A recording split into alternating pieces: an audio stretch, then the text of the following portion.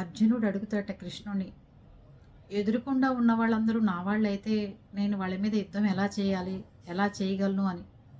అప్పుడు కృష్ణుడు చెప్తాట, నీ వాళ్ళైతే నీ ఎదురుకుండా ఎందుకుంటారు, నీ పక్కన కానీ నీ వెనకాల కానీ నీకు సపోర్ట్గా కానీ నిలబడతారు కదా. అదే నీ ఎదురుకుండా వాళ్ళు నిలబడ్డారంటే నీకు శత్రువులతో సమానం కదా.